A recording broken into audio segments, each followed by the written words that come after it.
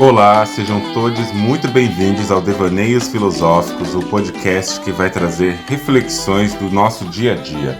O meu nome é Andreone Medrado e esse podcast é um podcast livre, um podcast aberto para discutir coisas que acontecem na sociedade, no cotidiano e que podem ou não afetar a nossa psicologia, a nossa subjetividade e nos ajudar a fazer questionamentos muito mais do que trazer respostas. Então venham comigo, acompanhem aqui nossos episódios e vamos devanear. Você já parou para pensar no tanto de coisas que não são ditas, mas que falam muito sobre nós e sobre a sociedade?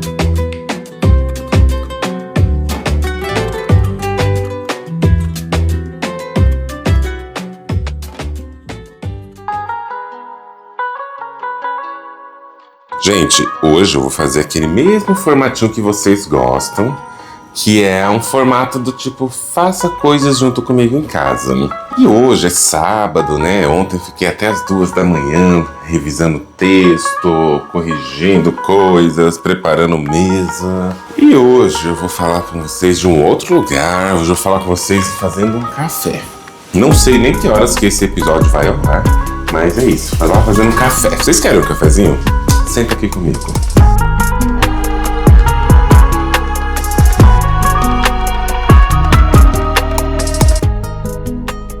E o babado hoje é o seguinte, gente. Talvez esse aqui, olha, eu tenho convicção de que eu posso estar só, como chama assim, pagando a minha língua. Pode só estar pagando a minha língua. E aí eu vou dizer assim, a priori, que talvez este aqui seja o episódio mais curto do meu podcast dos últimos 12 meses, né? Que é sempre mais de 1 hora, porque a Mona fala. E aí, olha, eu vou fazer meu café, tá? Vocês vão escutar a aguinha do filtro caindo na minha xícara. Quem já esteve na minha casa sabe que é esse barulhinho, tá? Poderia ser banheiro, mas não é o caso. Estou fazendo meu café. E aí, minha galera, a grande coisa que eu falo pra vocês é o seguinte. Eu tenho percebido há um bom tempo já, bom tempo, que as pessoinhas estão com vergonha. Olha, são duas partes, que talvez as pessoinhas brancas estão supostamente com vergonha de serem pessoas brancas. Elas estão com vergonha de se chamarem pessoas brancas, assim com todas as letras. Mas eu acho que é importante um parênteses, né? Quais são as pessoas que estão com vergonhinha de serem chamadas de pessoas brancas? Quais são as pessoas que estão ali meio... Ai, mas eu não sou tão branca assim. São as pessoinhas que têm acesso a um certo tipo de contato com críticas à branquitude e que às vezes, se sentem um pouco mal com a própria história da branquitude, da Europa e assim por diante, tá? Então, por mais que o título seja As pessoas sentem vergonha de ser branca, dê essa impressão de que eu tô falando de muita gente, não é muita gente não, né? A gente sabe que a branquitude é um lugar confortável para quem é uma pessoa branca, porque são pessoas que não precisam fazer porra nenhuma para se localizarem como pessoas e seres humanos no Brasil. Vamos falar de Brasil. Mas serve para outros lugares do mundo, mas eu quero falar de Brasil. E aí o que eu tenho identificado? São alguns grupos de pessoas brancas que vão assumindo certas formas de ser e de estar no mundo de uma maneira que atenuem a sua branquitude. Quando a pessoa é branca e ela faz essas coisas que eu estou dizendo, que eu vou dizer aqui, e ela tem consciência de que ela é branca e ela não está tentando deixar de ser essa pessoa na sociedade, dá pra perceber. Você vai saber. Você vai olhar a partir de hoje, caso você não faça isso, espero que já faça. Mas a partir de hoje, você vai olhar por aí e vai conversar com as pessoas brancas e você vai falar assim, não, essa pessoa aqui é uma pessoa branca realmente consciente. E você vai falar assim, não, essa aqui é uma pessoa branca culpada. Essa é uma pessoa branca culpada assim até o osso. Até aquele osso rei com osteoporose. Vamos pensar em partes, né? Não tem uma sequência, não tem uma ordem de dizer que essa é mais culpada do que a outra e etc. Mas pensa aí, no campo acadêmico. A gente percebe que a pessoa no campo acadêmico, ela começa a se envergonhar em dizer que é branca. Ela começa a ter vergonha de assumir o seu lugar de branquitude, de assumir o seu lugar de cisgênera, de heterossexual, quando tudo que ela vai fazer, basicamente tudo que ela vai fazer, ela começa jogando ali autorias brancas, autorias negras. Autorias brancas vão jogando lá pro finalzinho e as autorias negras, indígenas, marrons, às vezes amarelas, vão ganhando a cena. Mas geralmente é as pessoas negras que começam a ganhar a cena daquilo que ela tá falando. Ou seja, é uma pessoa branca que agora não quer mais falar sobre pessoas brancas porque ela já percebeu que pega mal. Ela chegar numa roda mais, entre aspas, desconstruidinha e ela ficar falando só de branquitude, só de Europa, só de Shakespeare. Aí me dá um cansaço, viu? Quando as pessoas só sabem falar de mitos fundadores a partir de mitologia grega. Só sabe falar de teatro e de poesia, poema a partir de Shakespeare. Ai, que preguiça. E aí essas pessoas percebem que quando elas começam a estudar colonialismo, os períodos históricos de colonização e vê que a branquitude, né, foi criada a partir de todos esses efeitos, aí ela começa a ter um pouquinho de vergonha. Um pouquinho de vergonha disso. E ela fala, caramba, gente, olha isso, não posso ficar dando essa sopa, né? Falando o tempo todo de branquitude, branquitude, branquitude, sendo que olha o que essa branquitude fez no mundo. Aí pronto, a pessoa começa a fazer estudos africanos, a pessoa começa a ler sobre pessoas negras, começa a mencionar só pessoas negras e tudo mais. E aí, quando a pessoa é culpada, quando ela se sente muito culpada, quando ela se coloca no lugar de ressentimento e culpa branca, ela não faz esse tipo de leitura ou esse tipo de aprendizado porque ela entendeu que a branquitude é um problema. Porque no fundo é isso que a gente espera, né?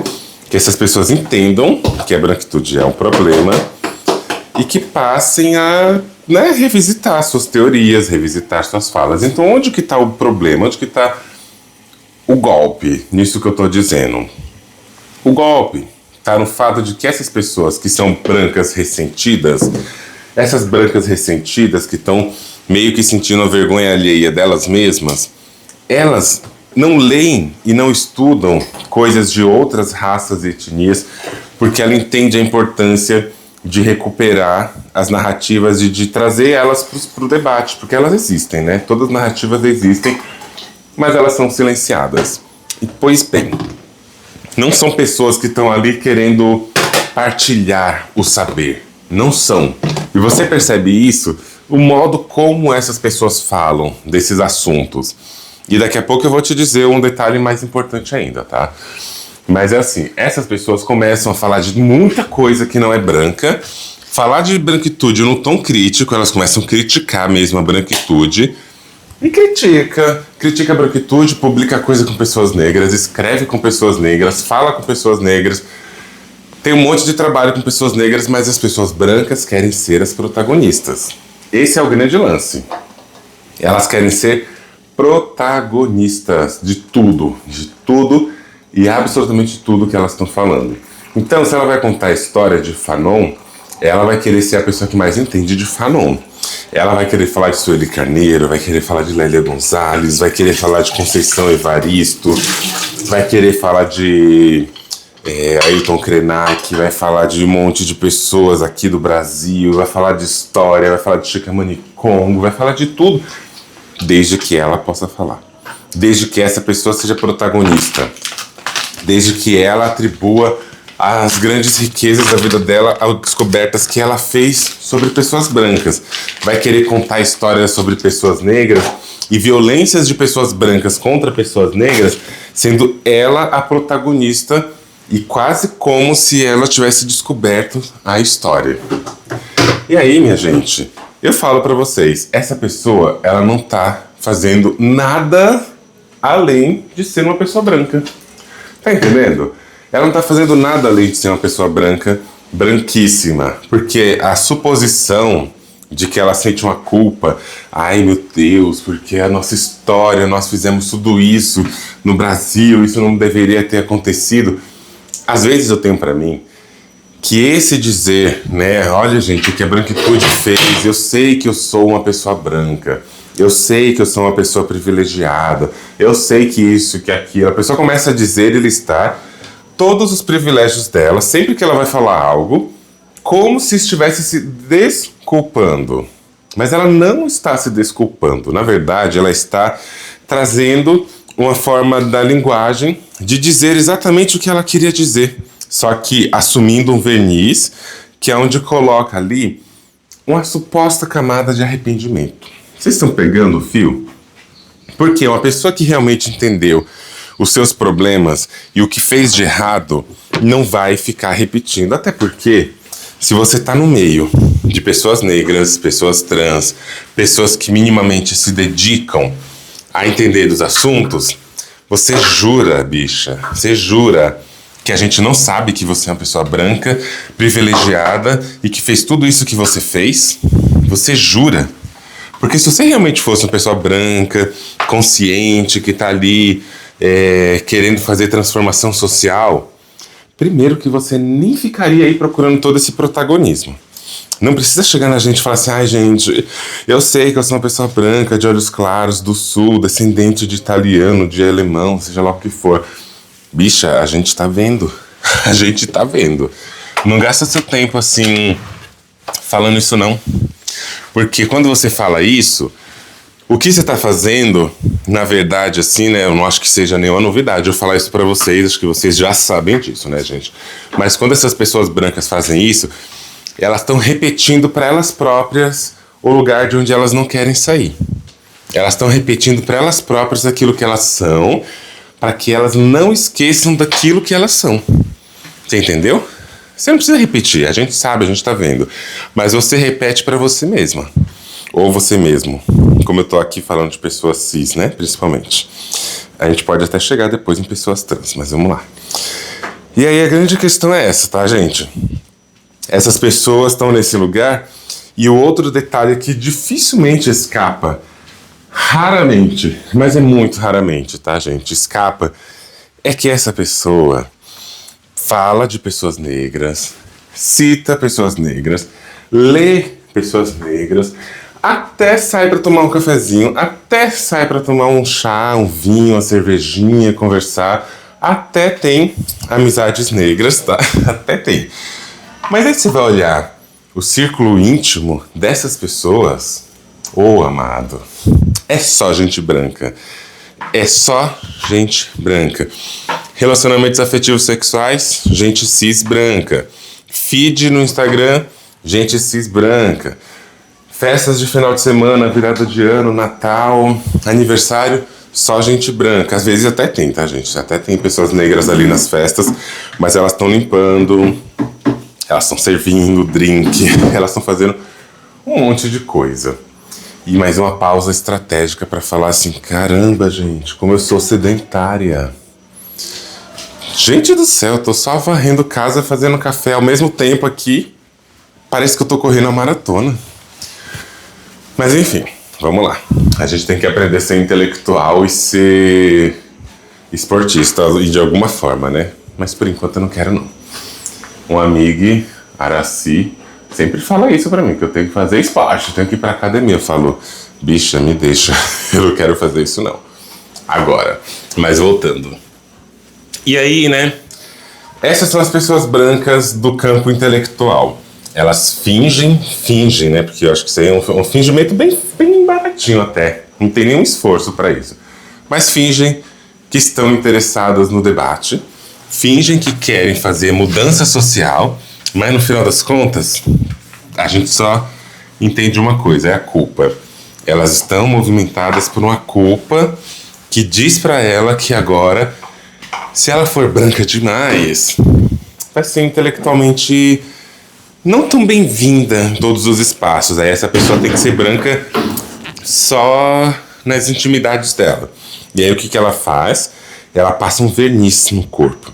Ela vai lá fazer um bronzeamento artificial intelectualmente para fingir que ela nem é uma pessoa branca que pactua tanto assim com a branquitude. Que o ponto aqui é esse, né? Essa pessoa quer mostrar, e aí você vai lá, Lê-se da Bento, Pacto da Branquitude.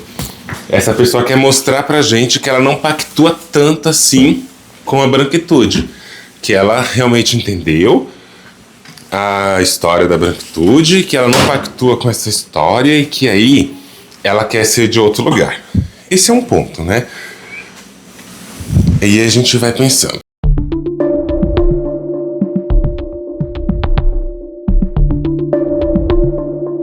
O outro ponto, que aí acho que a coisa começa a ficar interessante também, porque abrange o maior número de pessoas, sejam elas acadêmicas ou não, são aquelas pessoas brancas que aí vocês, nossa, vocês enchem o saco demais, vocês são terríveis, vocês são insuportáveis. Insuportáveis, eu tô falando real. Vocês são insuportáveis, pessoas brancas que fazem isso. Olha pra cara de vocês e a gente pode ter dúvida de qualquer coisa.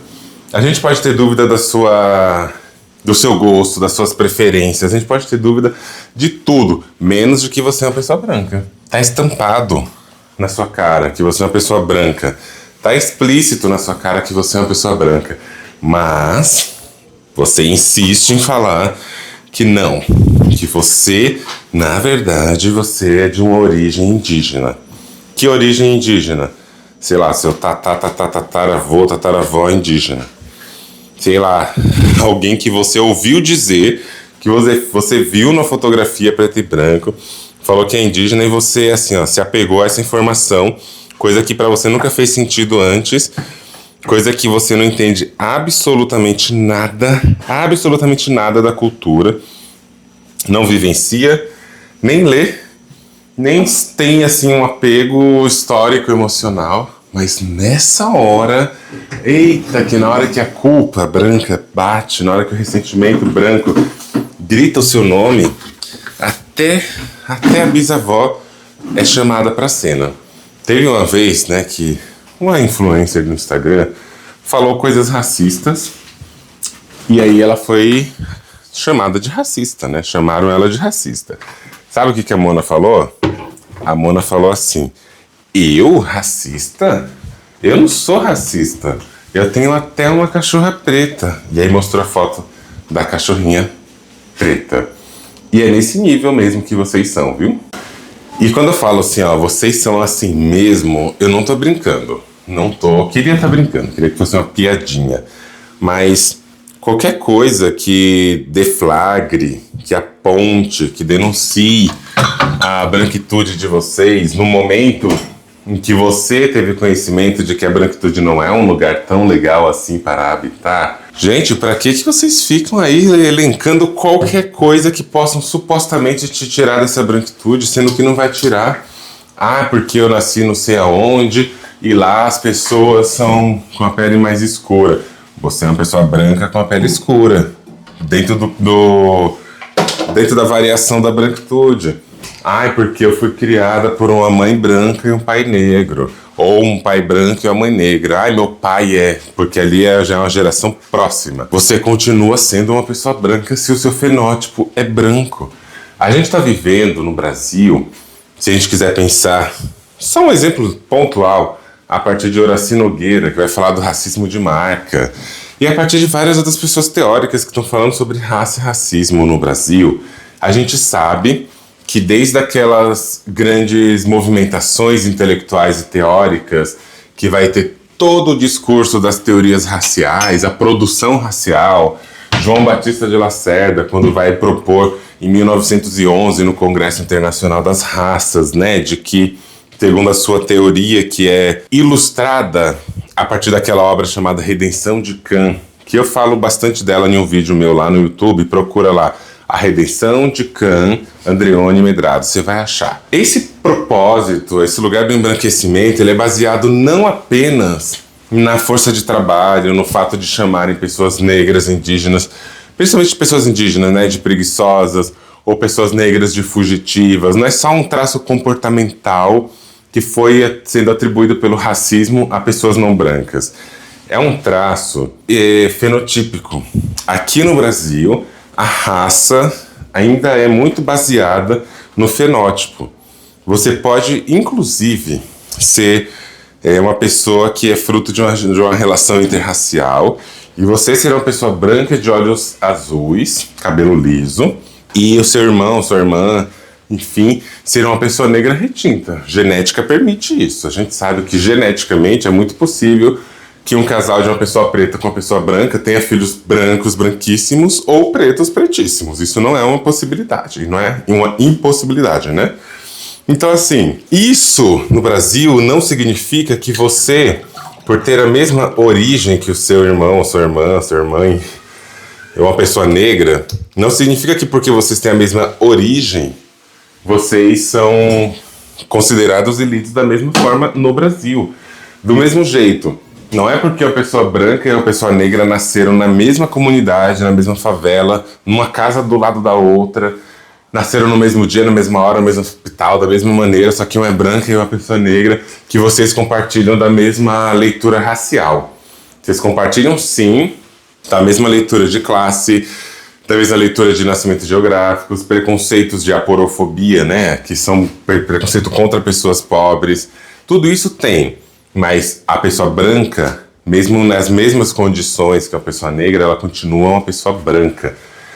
E as oportunidades, por menores que sejam, ainda existem mais para pessoas brancas que para pessoas negras. E pessoas indígenas e etc. E esse é um detalhe, tá bom?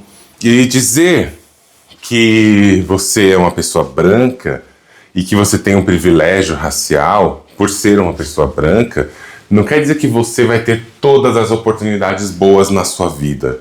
Ninguém está dizendo que porque você é uma pessoa branca, o mundo é bom com você. Não é sobre o mundo ser bom. É sobre você ter menos chances de ser uma pessoa violentada do que se você fosse uma pessoa negra indígena, entendeu? Então, preste atenção nisso. Essas pessoas brancas que qualquer coisa resgatam o seu ancestral. Qualquer coisa estão ali falando, não, porque eu sou uma pessoa indígena. Você é uma pessoa indígena por quê, bicha? Por quê? Porque você descobriu, fazendo aquele teste lá do Genera, que o seu bisavô é uma pessoa indígena, porque no seu teste saiu 2% de indígena e 67% e 80% de Europa. E aí esses 2% te tornam indígena. Porque essa foi uma discussão que a gente teve uma vez, eu e algumas pessoas amarelas e pessoas negras, sobre o efeito desses testes de genealogia, né? Testes genéticos, que inclusive eu fiz, mas eu não vou contar os resultados, não. Eu conto sim, eu acho que é até legal fazer um vídeo, um episódio lendo o meu teste. Eu achei bem curioso, para falar bem a verdade, tá? Mas olha, se vocês me cobrarem muito, se eu receber 10 comentários sobre isso, eu faço. Vamos ver o que vai ter. Mas assim, essas pessoas, a gente estava conversando sobre o impacto desses testes, né, nesse movimento de pessoas brancas ressentidas. E aí a gente estava conversando que essas pessoas vão lá, fazem esses testes, muitas vezes, sabe para quê? Para ter acesso a qualquer detalhe que diga que não são pessoas totalmente brancas, porque vocês lembram, né? Vocês já leram os livros aqui da mamãe. E eu falo ali no ensaio sobre o colonialismo, eu falo ali na políticas afetivas da desobediência, e eu vou conversando com vocês para falar como que a branquitude e a cisgeneridade também, mas nesse caso a branquitude, ela se propõe pura. Como existe uma busca da purificação racial, e essa purificação racial é o que faz as pessoas brancas se sentirem donas do mundo. E aí, essas pessoas brancas supostamente desconstruídas, elas vão criando assim uma narrativa na cabeça delas, no delírio delas, de que quanto mais elas se aproximam de uma branquitude que não é pura, elas se tornam menos brancas. E aí eu tô repetindo para vocês, gente, nós estamos no Brasil, a leitura é fenotípica. Foda-se a sua história, a sua origem na leitura social. E você pode sim ser descendente de indígenas, de pessoas negras, você pode inclusive ter uma pessoa que você considera sua irmã, que é sua irmã biológica, né? Eu odeio esses termos, mas para facilitar aqui. Você pode até ter um irmão, irmã biológicos, negros ou indígenas, de pele escuríssima. Mas se você é uma pessoa fenotipicamente lida como branca aqui no Brasil, toma o teu lugar. Assuma o seu lugar, porque a primeira coisa que a branquitude precisa fazer é assumir o seu lugar. O racismo, ele existe porque a branquitude não se nomeia, não se assume branca. E aí, você é uma pessoa de ascendência judia, de ascendência libanesa, de ascendência armênia, de ascendência turca, ou então você é de ascendência seja lá o que for, mas aqui no Brasil a sua estética te posiciona numa leitura branca, te privilegia pela sua cor, nos espaços, no quanto o seu conhecimento é validado ou não, no quanto você recebe ou não atenção na hora que você existe, e o quanto que a violência é desviada de você por conta da sua cor. Entende? Ai, mas uma pessoa branca de quebrada, toda tatuada, também sofre violência. Vai lá, gente. Vai lá, com a sua santa ignorância, e olha os dados de encarceramento em massa no Brasil. Olha os dados de mortes pela polícia. Independente da região geográfica, você vai ter respostas, tá? Vamos parar de palhaçada. Vamos parar de querer distorcer as coisas aí e fingir que não tá entendendo, porque isso é branquice, viu? Isso é branquice.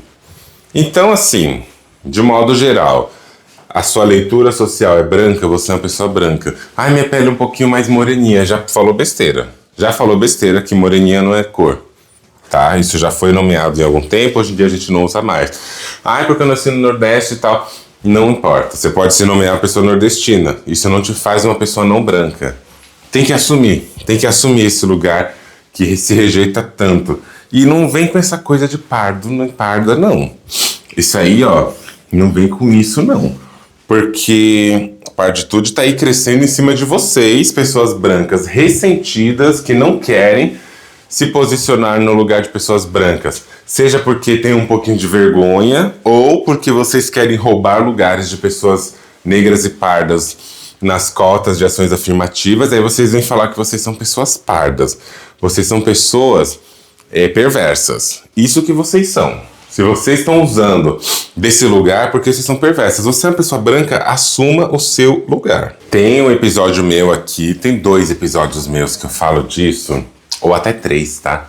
Mas 2 deles eu tô falando sobre essa identificação racial e essa culpa da branquitude.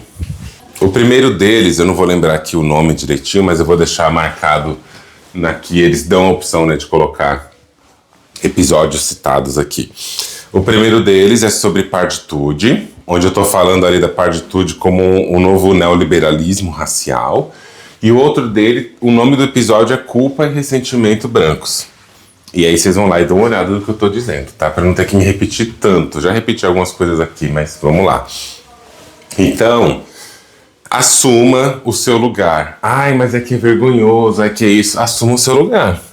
Você não pediu para nascer uma pessoa branca no Brasil, não pediu para nascer uma pessoa negra no Brasil. Nós nos tornamos pessoas brancas e negras por conta do racismo que foi ideologicamente implementado no nosso país e nós vamos ter que lidar com a consequência. Você vai ter que assumir o seu lugar e fazer mudanças a partir do seu lugar. Você não vai ter que se mudar de lugar porque nada disso vai fazer você deixar de ser uma pessoa branca. Você acordar pela manhã com a fúria no coração do mundo, do racismo e tudo, e querer que tudo se destrua, e falar que não é uma pessoa branca, que a partir de agora você é uma pessoa, como eu já vi gente falando, né, multicultural, multirracial, nem adianta, gente. Não adianta você acordar amanhã falando assim, eu não sou uma pessoa branca, eu sou uma pessoa multirracial, eu sou uma pessoa parda. O mundo não vai fazer nada com isso. O mundo vai te ler e te colocar no lugar de branquitude. Aproveite esse lugar, aproveite seus acessos, aproveite que as pessoas, seus pares, te escutam. Aproveita que branco escuta branco, que cisgênero escuta cisgênero, que homem escuta homem. Aproveite que a sua classe dominante, hegemônica, ela é narcisista, ela pactua entre si. Aproveite desse pacto como uma ferramenta de subversão, já que você tem vergonha do que a branquitude faz. Entre no próprio sistema para fazer com que isso se transforme. Não é querendo não ser uma pessoa branca que você vai fazer qualquer coisa. Isso daí ainda é racismo, tá? Vamos passar dessa fase. Isso aí é feio. Racismo não tem sentido você querer praticar racismo dizendo que tá com vergonha da branquitude, né? Que vergonha é essa que faz você imitar exatamente aquilo que você rejeita? Vamos devagar.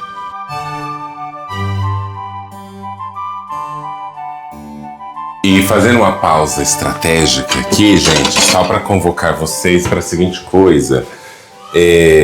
Vocês sabem que esse podcast aqui é um podcast livre. Livre de quê? Livre de empresa. Não é uma empresa no sentido de eu não tenho equipe que trabalhe comigo. Sou eu fazendo absolutamente tudo que vocês veem aqui. Tudo que vocês veem aqui. Não tem assim uma equipe para fazer, não. Eu tenho que gravar, eu tenho que transferir para as nuvens, eu tenho que passar para o computador, editar e etc, etc, etc, até chegar aqui. Assim como o meu trabalho no Instagram, assim como o meu trabalho de aulas, blogs e companhia, YouTube, é tudo por conta própria.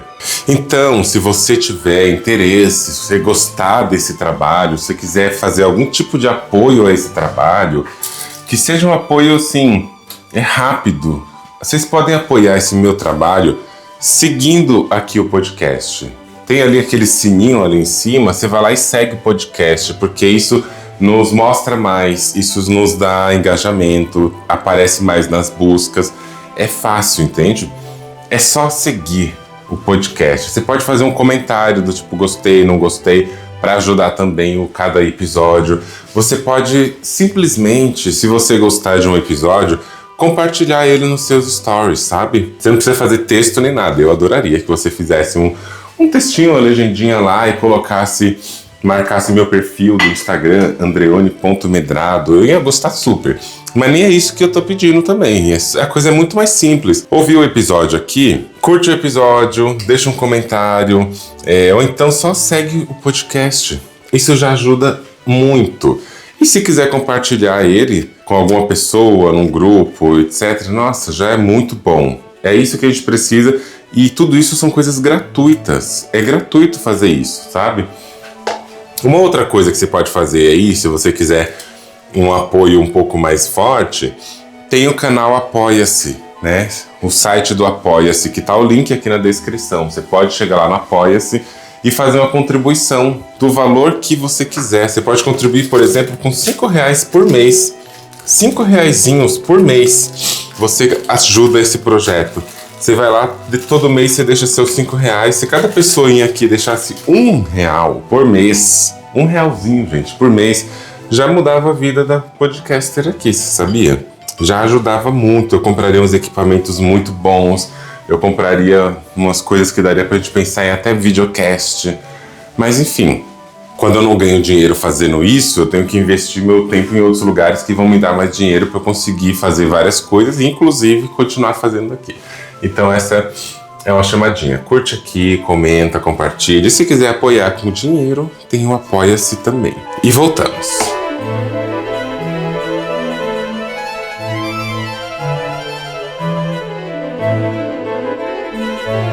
E já que a gente começou falando, né, terminou falando o último bloco sobre essas pessoas que ficam puxando na parentalidade, em aspectos genealógicos e etc., vamos falar também sobre relacionamentos interraciais.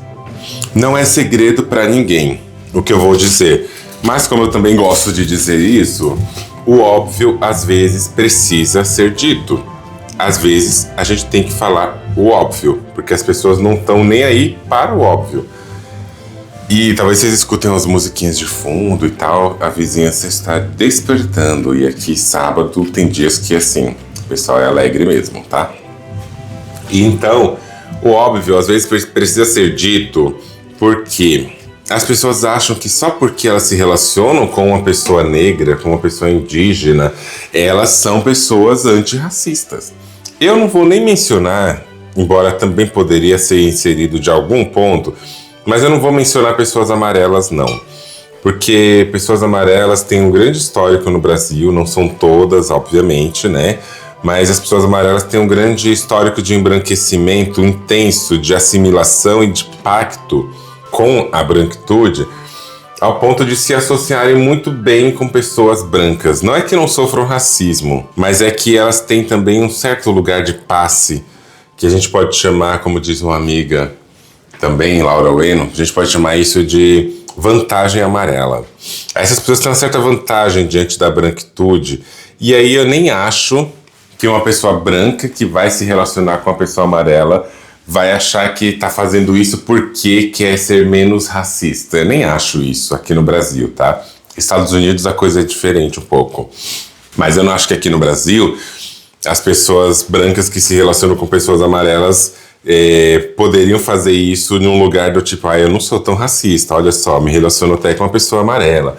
Porque existe essa filiação, essa associação, sabe? Entre branquitude e pessoas amarelas, assim, há muito tempo. Pessoas asiáticas de modo geral, que aí não é só o Japão. A Ásia é muito maior do que Japão e pessoas amarelas, né? A Ásia é mais do que isso. Mas, enfim, esse é um detalhe só para contar para vocês, tá? E aí, pensando em pessoas negras e pessoas indígenas, as pessoas brancas vão tentar, nessas relações com essas pessoas, um passe de redenção. É quase o inverso da redenção de Cã. Se na redenção de Cã, a redenção era a pessoa negra se redimir dos seus pecados e da sua sujeira por ser uma pessoa negra, na redenção invertida, que é isso que eu estou falando aqui, essas pessoas brancas que já são livres do pecado, porque redimir é para quem está em pecado, né? Essas pessoas brancas, elas querem meio que renunciar esse poder, essa estrutura. Mentira, né? Mas vamos fingir que é. Renunciar isso tudo e fazem isso como? Se relacionando com pessoas que não são brancas ou que são muito mais racializadas, tipo pessoas negras, pessoas indígenas, pessoas marrons de pele escura e aí por diante, tá? Então essas pessoas acham que se ela é branca e ela detém os privilégios, signos e etc. da branquitude, na hora que ela se relaciona com uma pessoa indígena, uma pessoa negra ou uma pessoa de pele escura, ela tá ali dizendo, olha como eu não sou racista, eu até beijo essa boca, eu até tenho filhos com essa pessoa aqui, negra, marrom de pele escura, essa pessoa indígena, eu não sou racista mesmo. Você acha que se eu fosse racista eu casaria com essa pessoa? E aí vai, né, nessas fantasias brancas, nessas fantasias racistas mesmo, esse lugar de salvacionismo. Quantas pessoas casaram porque têm afeto, amor, cuidado, carinho, etc. E quantas casam porque querem de algum jeito ser salvacionistas e terem esse capital racial simbólico, ou melhor dizendo, capital racista simbólico, de poder se apresentar como aquela pessoa branca que se casou com a pessoa negra. E aí eu vou te dizer por que é um capital simbólico. Porque nos seus grupos, nas suas redes, nos seus lugares, essa pessoa tenta afastar dela o histórico da branquitude pelo fato dela estar relacionando-se com alguém que não é branco. É como se fosse isso. Mas aí a gente tem indicativos de que até isso pode ser racismo. Sabe quando você se relaciona com uma pessoa negra ou com uma pessoa indígena? E aqui, gente, vamos ser inteligentes, vamos aproveitar para fazer outras análises a partir daqui, tá? Também pense na questão trans, tá bom? Pessoas cisgêneras que também fazem a mesma coisa com pessoas trans na desculpa de que ser cis agora é muito esquisito e tal. E é meio feio, né? E assim, né? Feio só para essas pessoas especificamente. Para o sistema como um todo, ser cis ainda é uma joia. E essa pessoa branca ou cis vai se relacionando ali com aquela pessoa que não é branca. E aí o que ela faz? Ela solicita alguns reajustes, alguns rearranjos. Olha, quando você for conhecer minha família, não veste esse tipo de roupa, não fala esse tipo de coisa, não se mexe desse tipo de jeito, não come dessa forma. Quando você for falar com a minha família, já vou te avisando. A minha família é meio racista, tá bom? Mas assim, é só você fingir que não viu. Essa coisa toda, né? Eu acho isso patético, tá, gente? Eu acho. Acho racista mesmo. É uma coisa racista, por exemplo. É você falar que você acha a sua família racista, você falar que você acha a sua família misógina, ou que você acha a sua família transfóbica. Enfim, você achar a sua família que ela tá dentro de um conjunto de características que são exatamente o que você supostamente critica. E mesmo assim, você vai lá passar o seu final de semana, o seu feriado, a sua virada de ano, Natal, com essas pessoas. Se você não tem uma outra opção de vida e o que te resta para sobreviver é estar com a família, é óbvio que eu entendo. Mas você dizer que a sua família é racista, você assumir que a sua família é racista, ou transfóbica ou qualquer outra coisa. E ainda assim, primeiro, né? Ainda assim, continuar o convívio, porra, bicha, você tá viajando nas ideias, né? Você tá sendo o quê? Você tá sendo complacente, logo você tá sendo racista. Se naquela mesa tem 7 pessoas racistas e você chega e fica lá, você também tá sendo racista. Se você tem condição de sair, você permanece, você tá sendo racista, né? Vamos falar bem a verdade. E para pessoas trans, seria a mesma relação pra gente analisar, tá bom? Então é isso. A gente não é porque você tá se relacionando com uma pessoa negra ou com uma pessoa trans, seja lá o que for. Não é porque você é uma pessoa branca na relação com a pessoa negra que você deixou de ser racista, não. Porque, inclusive, você pode ser ainda mais, entendeu? E eu já contei em vários lugares, já falei em vários momentos. No meu último livro, Políticas Afetivas da Desobediência, eu descrevo essa cena com todos os detalhes. E aí eu falo a seguinte coisa. Uma vez, uma ex-companheira minha com quem eu fui casado, uma pessoa branca, etc, etc. A gente estava falando sobre ter crianças.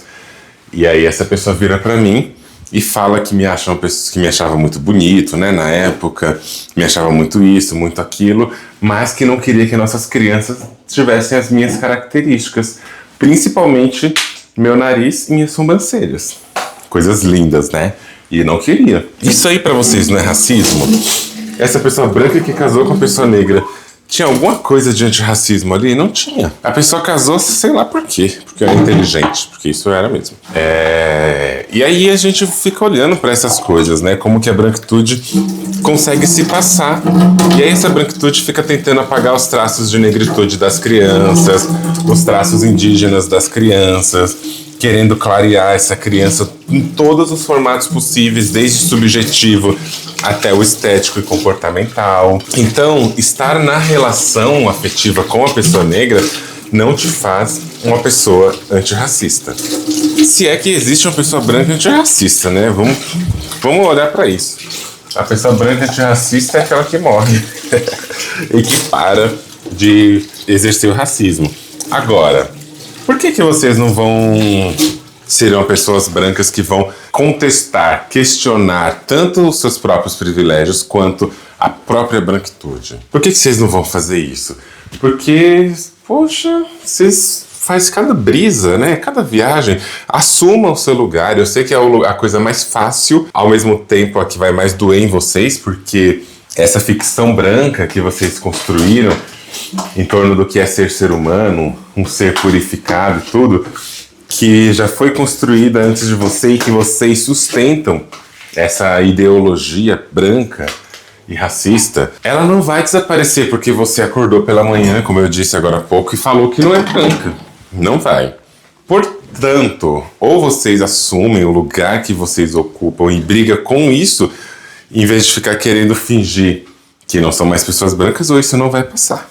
Essa é a primeira coisa. Então, assim, olhem para vocês, localizem vocês dentro do sistema da branquitude, localizem, falem, poxa, acho que eu vacilei mesmo desde que eu me entendo por gente, deixa eu rever aqui meus pactos. E vamos ver se você é capaz de não pactuar com a branquitude. E indo para espaços não brancos não faz de você menos racista, não. Agora, já que você vai estar nos espaços de pessoas não brancas, né, pessoas negras, indígenas, marrons, de pele escura, etc., tenta. Eu sei que para vocês, pessoas brancas, essa é a coisa mais difícil que alguém pode pedir na face dessa terra. Mas tentem não exercer o narcisismo e o protagonismo narcisista que vocês têm. Tentem só um pouquinho. Eu sei que é difícil, porque eu acho que é difícil, principalmente porque eu nunca vi isso acontecendo, né? É quase uma utopia. Falar para uma pessoa branca respeitar o espaço onde ela tá. Sabe o que eu, como uma pessoa negra, o que eu acho que, na minha leitura, parece ser a coisa mais difícil para uma pessoa branca, e talvez até para você que me escute aqui agora, acho que a coisa mais difícil para uma pessoa branca é ser capaz de falar algo sem se defender. Sério. Vocês não são capazes de falar uma coisa sem se defender. Tudo precisa de uma defesa, tudo precisa de um contraponto. Vocês sempre têm que argumentar. Ah, não, mas é que, olha, veja bem, esse veja bem, ele sempre vem acompanhado de uma defesa ou de uma coisa pior do que o que foi reclamado antes, né? Então, assim, você tá conversando, você é uma pessoa branca, você é um homem, você é uma pessoa cisgênera, você é isso, você é aquilo. Presta atenção, gente. Presta atenção na reclamação primeiro. Presta atenção no que está sendo falado, no que está sendo solicitado, no que está sendo dito. E engole a sua branquitude. Engole o seu narcisismo. Engole. Não fique devolvendo tudo de uma vez, porque isso é coisa de gente branca. Ó, vocês vão escutar o carro do óleo, o carro da coleta. E faz parte, porque a gente mora aqui em Osasco, e aqui em Osasco a gente tem esses carros que passam vendendo. Ó, vou deixar aqui para vocês pegarem.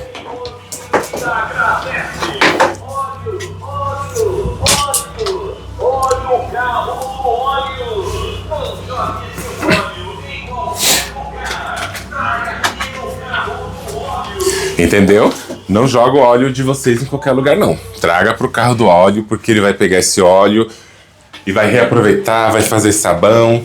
Antigamente aqui em Osasco tinha o carro do óleo que te dava, em troca de determinados litros de óleo, uma maçã do amor.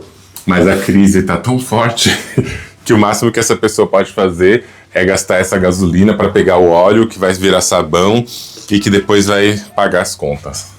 Eu acho que é na melhor das hipóteses, né? Enfim, voltando aqui. É que é bom trazer um pouco de cultura periférica para vocês. Vamos lá. Ou cultura de uma cidade que não é centro também. Agora, gente, uma coisa nesse sentido ainda do que eu tava falando é: parem de tentar se defender o tempo todo. E às vezes vocês se defendem dentro do relacionamento. A pessoa negra ou a pessoa não branca, vamos chamar assim para generalizar, a pessoa não branca fala: olha, eu acho que isso aqui que você falou, isso aqui que você fez, isso aqui que você comparou, esse lugar para onde você me levou, esse tipo de coisa assim, assim, assim, é racista. Eu achei que você não foi cuidadoso, cuidadosa, cuidadose. Olha, eu achei que você podia ter feito de outro jeito. Olha, eu não gostei do modo como você conduziu tal assunto. E aí a primeira coisa que a pessoa branca faz, quando ela é muito estratégica, é pedir desculpas. Ai, me desculpa por isso. Me desculpa por isso. Pronto, acabou aí. Parou. Chega. Stop. Não, a pessoa branca fala: ai, me desculpa por isso. Não foi minha intenção. Quando eu fiz isso, eu tava pensando em tal e tal coisa. Eu não sei o que. Eu já fiz tal coisa. Eu até tenho um amigo assim. Eu já fiz isso outra vez e não reclamaram. E aí começa toda aquela cena da pessoa se defendendo. Ela começa pedindo desculpas, né, pra preparar um terreno. E aí logo em seguida tá se defendendo. E quando você vai ver, a discussão chegou num lugar onde a pessoa nem escutou o que você disse. Essa é a função dessa falsa desculpa, entende? A pessoa não vai nem escutar o que você disse no final das contas, porque não quer. Não é sobre te escutar, não é sobre falar, não é sobre ouvir o que você tá trazendo para a pessoa. E aí o que essas pessoas fazem? Racismo. Se defendem tanto e são racistas, entende? Então essa é a primeira coisa que eu falo assim: deve ser difícil para uma pessoa branca ouvir sem se defender. Então, pessoa branca, quando você ouvir uma crítica, quando você ouvir alguém falando algo: olha, isso aqui não gostei, isso aqui não foi bom, isso aqui não foi interessante, experimenta em algum momento da vida de vocês, experimentem de alguma forma ficar com aquela crítica. E mais do que ficar com aquela crítica, experimenta produzir mudança a partir daquela crítica. Experimenta mesmo. Porque enquanto vocês ficarem sempre na defensiva, essa defensiva, mais do que querer mostrar que vocês estão certos, ou portanto mostrar que vocês não estão errando, a grande função dessa defensiva de vocês é a não escuta. Na hora que vocês começam a se defender, na verdade, vocês estão criando uma barreira para você não receber, não escutar, não ouvir, não dar atenção e realmente não se importar com o que está sendo falado. Escutem. Vocês não sabem escutar sem se defender. E esse é o traço mais forte de branquitude, de machismo e de cisgeneridade que vocês podem ter. Ponto 1. Dito isso, galerinha, vamos melhorar essa comunicação, essa fantasia de que vocês estão com vergonha de ser pessoas brancas, vamos? Não vem com essa, não. E de novo, às vezes a única pessoa negra que você conhece, ou a única pessoa não branca que você conhece e se relaciona, é essa pessoa com quem você se relaciona afetivo sexualmente. Tá? Porque todo o resto é de gente branca, e aí mais uma vez vocês estão violentando essa pessoa não branca porque ela só vai com você pra lugares onde só tem gente branca. Olha que terror, olha que horrível isso, olha que péssimo. Então assim, vamos fazer um movimento de questionar a branquitude de fato. Não só na culpa, não só na culpabilização branca, porque isso daí a gente já tá de saco cheio já.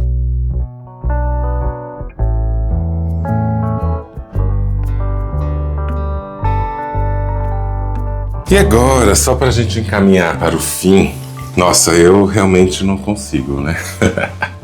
Falei que ia ser um negócio curto, pequeno, o menor episódio do ano, fracassei de novo. Mas é que você vai falando e você vai abrindo portas, você vai falando, né? Eu vou falando, e aí vão abrindo portas, né? Porque são tantas coisas que nesse exato momento eu já lembrei de muitas outras possibilidades de falar aqui, mas eu não vou nem começar a falar delas, porque realmente vai ficar muita coisa. Mas tem uma última coisinha que eu acho que seria interessante tocar nesse vespeiro. Eu não vou entrar em detalhes, não vou falar muito, mas eu vou tocar nisso para deixar a crítica no ar. Pensa comigo, as pessoas brancas que estão se sentindo meio, vamos dizer assim, culpadinhas, né, por serem pessoas brancas que fazem branquice, essas pessoas estão procurando tudo que possa servir como um caldeirão de água para diluir a sua branquitude. Elas querem diluir a sua branquitude. Tudo que puder ser colocado de uma corzinha a mais ali vai ser colocado para não ficar tão branco assim, sabe? E aí o que essas pessoas fazem? Eu já falei das pessoas intelectuais que ficam aí se achando e que na verdade só fazem isso por culpa, porque a sua vida inteira funciona como sempre funcionou e vai funcionar, baseando-se na branquitude, fazendo coisas de gente branca e assim por diante. Então isso não tem tendências de mudar, não tem previsão nenhuma de mudar. Essa é uma coisa. Eu falei dessas pessoas que ficam buscando na sua genealogia tudo que possa fazer com que elas sejam menos brancas. Falei das pessoas que se relacionam com pessoas não brancas para tentar redimir seus pecados. Enfim, falei de uma série de coisas e fui dando vários exemplos históricos e coisas assim pra gente pensar isso, né? Mas ainda tem uma outra coisa que eu acho que é mais polêmico, porque talvez seja mais emergente, né? E envolve outras coisas que não são da ordem do fenótipo, que é assim, tudo que pessoas brancas podem fazer para se desembranquecer, elas fazem. E aí a gente tem que entrar num outro campo de argumentação. Embranquecimento, embora no Brasil, eu falei e repito, o racismo no Brasil é um racismo de marca, de cor da pele, ainda tem, não quer dizer que ele é só isso, entendeu? Ele é isso, mas ele não é só isso. A branquitude, o embranquecimento e o racismo, eles são de várias ordens. É que aquela que mais mata, vamos chamar assim, é a de cor, né, no Brasil. Mas existem várias outras coisas que posicionam a pessoa branca como pessoa branca, tá? Que é ser uma pessoa branca pura. O que é uma pessoa branca pura? Uma pessoa branca sem deficiência, uma pessoa branca que é cisgênera, que é heterossexual e etc, etc. Ou seja, posiciona esse ser humano num lugar purificadinho. Então, muita gente também, nas minhas observações, tá? E aqui eu quero tirar essa licença poética para falar das minhas observações. Se o que você observa por aí parece com isso, comenta comigo. Comenta aqui, comenta aí nos espaços que você quiser, mas traz exemplos aqui pra gente falar assim, olha, isso aqui tá aparecendo em mais lugares. Então isso que eu vou falar não é um dado científico. Eu acho até que se a gente quisesse encontrar dados empíricos sobre isso, a gente conseguiria. Mas agora aqui, gente, eu tô dobrando minhas roupas, né? Já fiz meu café, já tomei meu café, já lavei minha louça, já varri a sala, a cozinha. E agora tô aqui, já recolhi roupas do varal e agora estou dobrando minhas roupas e guardando, porque hoje à tarde tem trabalhos, assim, exaustivos pra fazer. Então, eu gosto de viver numa casinha arrumada. Vamos lá. E aí essa coisa que eu tenho percebido é que muita gente branca que não quer estar nesse lugar da branquitude, que não sofre, porque parece que é isso que as pessoas entendem quando a gente fala que você é uma pessoa branca privilegiada. As pessoas entendem que a gente tá falando que você é uma pessoa branca que não sofre, que não tem marcação social. E não é isso que a gente tá falando, não. Mas o papo é longo pra chegar nessa compreensão. E como eu disse, pessoas brancas estão tão adaptadas a se defender, a atirar, a matar, a eliminar o diferente, que nem prestam atenção no que a gente está criticando. E o que sobra do discurso é: estão dizendo que eu sou uma pessoa privilegiada por ser pessoa branca, então quer dizer que eu não sofro. Pois eu vou provar o contrário, eu vou mostrar que eu sofro. E aí essas pessoas começam a achar pra elas um monte de coisa. Agora elas são neurodissidentes, agora elas são trans, agora elas são pessoas com deficiência. Elas começam a dizer: olha, eu não sou tão branca assim porque eu sou trans. Gente, ser uma pessoa trans, ser uma pessoa com deficiência, ser uma pessoa com qualquer outra marcação social, não apaga a sua branquitude. Ponto. Esses dias eu tava conversando com meu amigo, Fabiano, porque Fabiano tinha postado ali nos stories da Brava alguma coisa em relação a isso. De uma pessoa trans que falou que depois que ela transicionou, ela não viveu a branquitude mais da mesma maneira. E aí a gente até falou assim: caraca, a pessoa achou ali a cura da branquitude. A pessoa simplesmente passou a não ser mais uma pessoa que vivencia a branquitude porque agora ela é trans, ela transicionou. Imagina se isso vira moda ou estratégia. Imagina só. Se as pessoas brancas, culpadas, todas essas que eu mencionei até agora, encontram essa fórmula e falam: já que ser pessoa branca é sofrer, eu quero criar coisas para eu poder sofrer. E aí as pessoas também aprenderam que ser trans é sofrer, que ser neurodissidente é sofrer, que ser pessoa com deficiência é sofrer. Aprenderam isso, né? Porque essa é a narrativa que circula por aí. Como se a gente não tivesse uma vida, como se a gente não tivesse dignidade e prazeres. Mas o que ensinaram foi isso. E aí as pessoas falam: então eu vou inventar aqui uma coisa pra ser minha. Eu vou pegar aqui, ou essas pessoas começam a dizer que são, sem ser, e aí tudo para essas pessoas virar autismo, TDAH, borderline, ou essas pessoas que já têm essas condições, são pessoas que já têm essas condições mesmo, começam a usar essas condições como evidência de que sofrem. Então, para qualquer caminho, a branquitude conseguiria, se ela quisesse, fingir que eu não sou uma pessoa tão branca porque eu sofro. Como se pessoas brancas não sofressem, né? E aí você fala: gente, vocês são, além de tudo, contraditórios, né? Quisitinho isso aí que vocês estão fazendo. E qual que é o ponto para vocês também que gostam de se defender a qualquer custo, não precisar se defender tanto agora no que eu estou dizendo? Porque eu sei que aí já deve ter gente se remoendo, falando: nossa, que horrível, que capacitista que essa pessoa tá sendo. E aí, vocês vão se defender porque é o que vocês sabem fazer. Não sei nem se vocês sabem fazer outra coisa que não seja se defender do vento, de qualquer coisa que aparece na frente de vocês, né? Mas, pensa aí comigo, nesse lugar de defesa que vocês gostam tanto, é a seguinte coisa: as pessoas brancas não assumem o seu lugar de branquitude, não assumem o seu lugar no sistema, e aí, para que não sejam lidas como pessoas privilegiadas, que têm a vida boa e tranquila, que nem é isso que a gente está falando, nem é sobre isso, mas para não ter o risco de serem confundidas nesse lugar, o que vocês fazem? Vocês começam a evidenciar outras características que não são necessariamente raciais, mas que deslocam vocês desse lugar de privilégio, desse lugar de vida mansa, de vida boa, que a gente nunca falou que vocês têm, mas que talvez se dói aí em vocês, é porque vocês mesmos, né, já estão desconfiando disso. E aí vocês começam a falar besteira. Vocês começam a falar que, não, eu não sou assim tão privilegiado, eu sou uma travesti branca. Uau! Travesti branca agora é negra. É isso que vocês estão falando pra mim? Agora vocês viraram negona mesmo? Só porque vocês transicionaram? Os negão aí, transmasque, virou negão só porque transicionou. E detalhe, né, gente? Eu posso falar negão e negona porque eu sou uma pessoa negra, tá? Você que é uma pessoa branca, você não pode falar isso não. Você fica no seu canto. E assim, vamos ter esse tipo de noção, né? Vamos ter esse tipo de olhar, vamos entender de onde que a gente está partindo e por que essa culpa branca que vocês carregam no peito com tanta força, com tanta veemência. Se isso incomoda mesmo vocês, vamos achar outros modos de estar brancos no mundo, já que não é uma escolha de vocês, né? Já, como eu disse, já que não é vocês que decidem ser ou não pessoas brancas, vamos pelo menos ter uma agência, uma autonomia de saber o que fazer com isso, sem querer ser racista, porque toda vez que vocês tentam negar a branquitude de vocês, vocês não estão sendo antirracistas, vocês estão sendo mais racistas ainda. Toda vez que vocês olham para a branquitude e entendem que a branquitude é um problema, e aí em vez de você resolver e ficar com a complexidade desse problema e levar para outros meios de percurso, vocês escolhem apagar isso de vocês, seja lá como vocês tentar fazer isso, é racismo, viu? Só para te dizer. Então, vamos fazer uma pausa, escolher um outro roteiro, um outro caminho, uma outra estratégia. Essa estratégia aí de vocês não é nova, não. Não é nova. É o que vocês fazem desde o começo já. E óbvio, né? Quem quiser dar uma lida naquele artigo do Lourenço Cardoso, que é branquitude crítica e branquitude acrítica, vocês vão entender também que isso aqui que eu tô falando é meio otimista, né?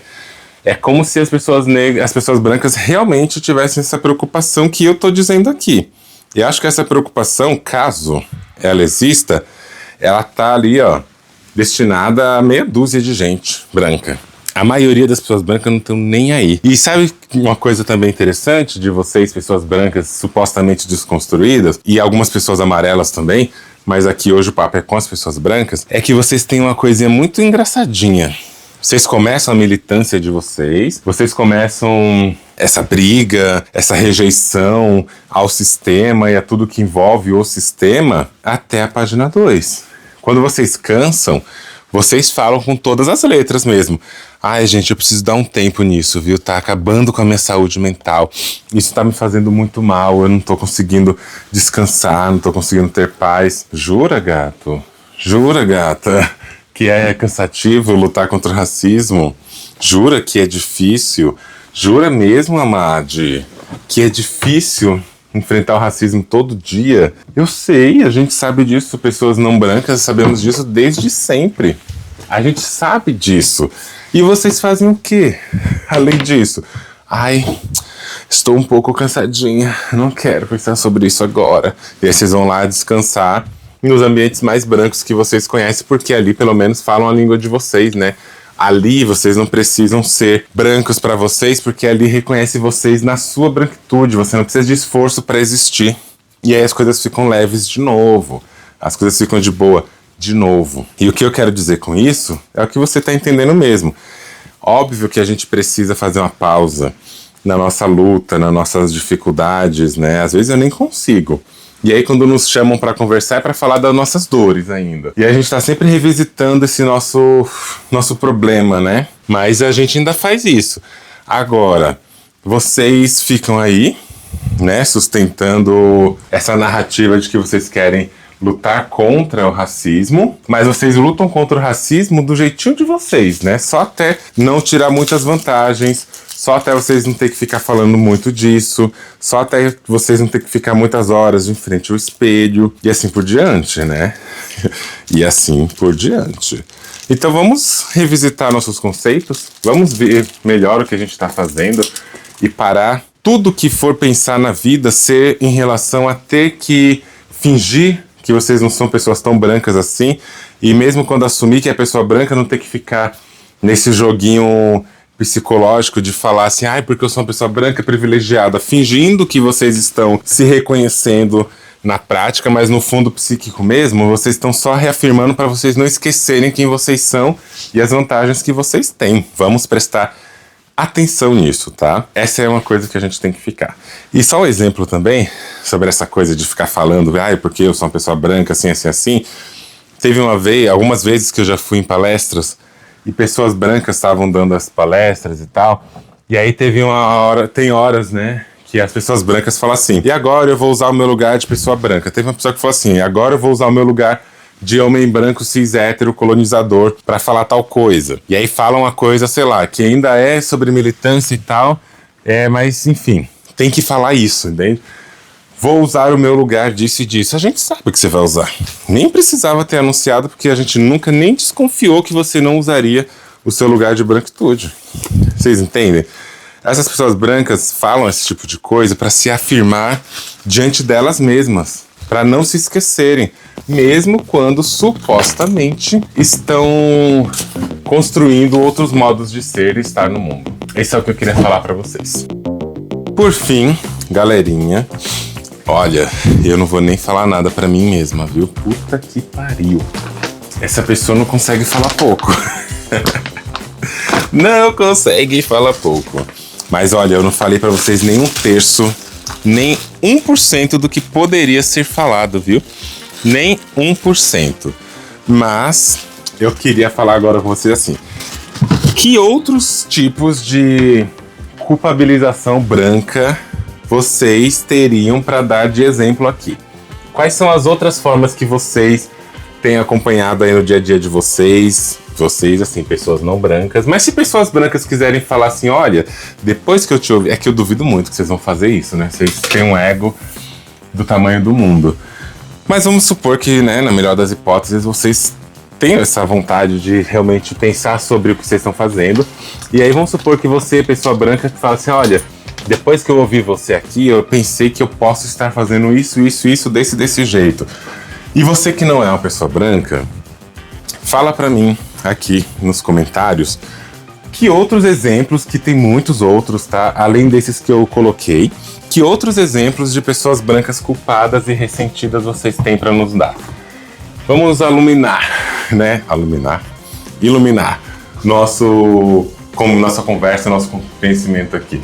Conta pra mim que outros tipos de maneirinhas brancas vocês conhecem aí que as pessoas fazem para não quererem ser tão brancas assim. Deixa aqui nos comentários. Quero ouvir muito vocês, tá?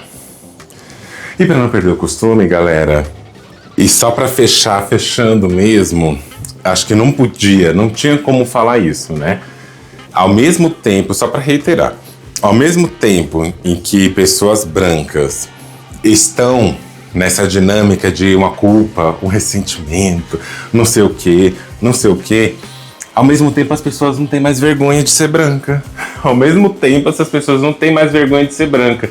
E acho que é justamente essa a inflexão que acontece. As pessoas estão perdendo a vergonha de ser branca porque são racistas o tempo inteiro. Que isso, ainda mais isso, reforça esse lugar de vocês, pessoas brancas, que já têm um pouquinho de consciência de que estão perdendo a vergonha. Vocês não querem deixar explícito que estão perdendo a vergonha. Acho que essa é a coisa que eu mais queria dizer pra vocês. Vocês estão perdendo tanto a vergonha de ser pessoas brancas que vocês não querem demonstrar que estão perdendo essa vergonha de ser pessoas brancas. E aí, pra não deixar explícito essa vergonhinha que vocês não têm de ser pessoas brancas, vocês tentam passar verniz para desembranquecer um pouco. Então, presta atenção, galera. Você já parou para pensar? Então é isso, minha gente. Ficamos por aqui. Vejo vocês no próximo episódio. Não esqueçam de compartilhar esse episódio, todos aqueles que vocês acharam bonitinho. Compartilhem nos seus stories no Instagram, marca o meu perfil, andreone.medrado. Já aproveita também, né, para seguir o meu perfil. E se você quiser deixar o seu depoimento, se você quiser deixar um relato ou uma pergunta, você pode acessar o formulário que está no link aqui embaixo e você pode escrever a sua pergunta ali e eu vou deixar um espaço no formulário para você poder anexar também um áudio. Espero muito pela sua opinião, pelo seu depoimento e vamos juntos construir uma nova maneira de pensar na monogamia junto com todas as pessoas que estão aqui e ao redor de nós falando sobre descolonização das relações afetivas. Vejo vocês em breve. Até um próximo